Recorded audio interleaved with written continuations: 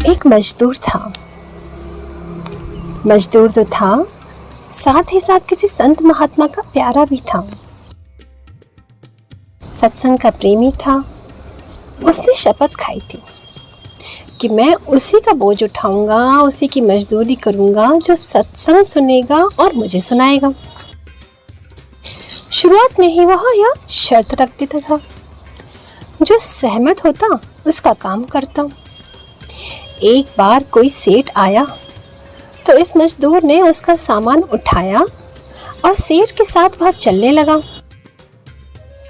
जल्दी जल्दी में शर्त की बात करना भूल गया। आधा रास्ता कट गया तो बात याद आ गई। उसने सामान रख दिया और सेठ से बोला, सेठ जी, मेरा नियम है कि मैं उन्हीं का सामान उठाऊंगा जो कथा सुनाएंगे और सुनाएंगे, इसलिए आप मुझे सुनाओ या सुनो। अब सेठ जी को तो जरा जल्दी थी। वे बोले, तुम ही सुना दो। मजदूर के वेश में छुपे हुए संत की वाणी से कथा निकली। मार्ग तय होता गया।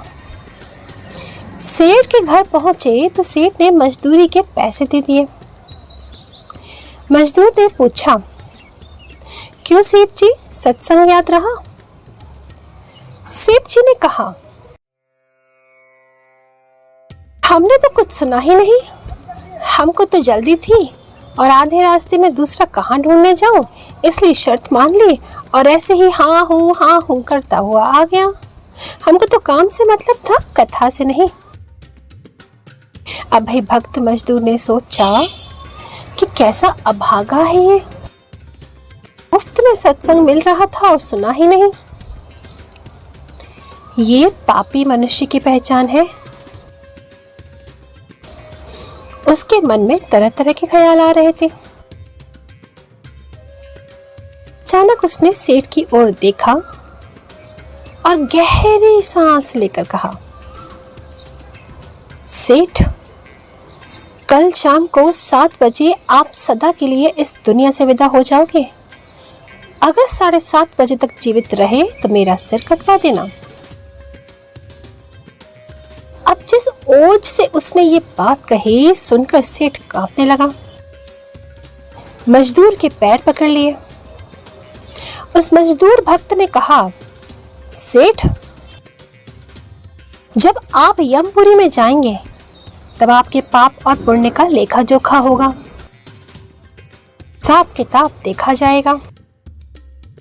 आपके जीवन में पाप ज्यादा है, पुण्य कम है।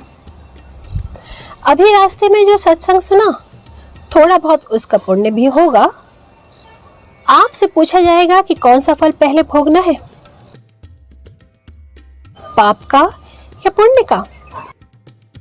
तो यमराज के आगे स्वीकार कर लेना कि पाप का फल भोगने को तैयार हूं, पर पुण्य का फल भोगना नहीं है।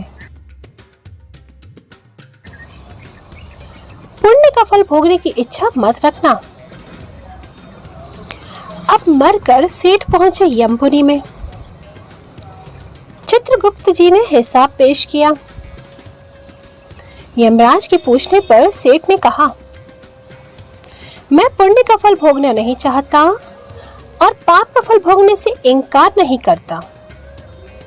कृपया करके बताइए कि सत्संग के पुण्य का फल क्या होता है, मैं वहां देखना चाहता हूं। पुण्य का फल देखने की तो कोई व्यवस्था यमपुरी में थी नहीं। पाप पुण्य के फल भुगताए जाते हैं, दिखाए नहीं जाते। यमराज को कुछ समझ में नहीं आया कि भाई ऐसा मामला तो यमपुरी में पहली बार आया। यमराज उसे ले गए धर्मराज के पास।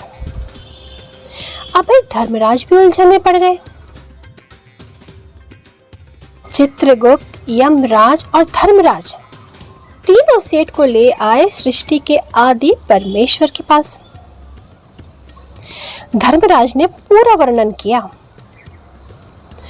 फिर परम पिता मंद मंद मुस्कुराए और तीनों से बोले, ठीक है, जाओ अपना अपना काम संभालो। सेठ को सामने खड़ा रहने दिया।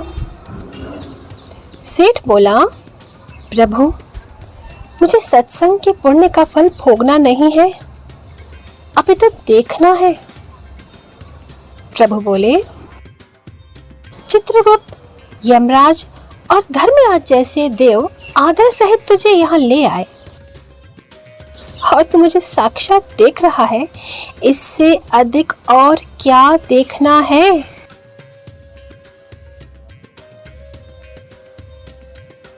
एक घड़ी आधी घड़ी, एक घड़ी आधी घड़ी, आधी में पुनि आध, तुलसी सत्संग साध की हरे कोटि अपराध। जो 4 कदम चल करके सत्संग में जाता है तो यमराज की भी ताकत नहीं कि उसे हाथ लगा दे। सत्संग श्रवण की इतनी महिमा है, सत्संग सुनने से पाप ताप कम हो जाते हैं, पाप करने की रुचि भी कम हो जाती है, बल बढ़ता है और दुर्बलताएं दूर हो जाती हैं। तो सदैव सत्संग करें।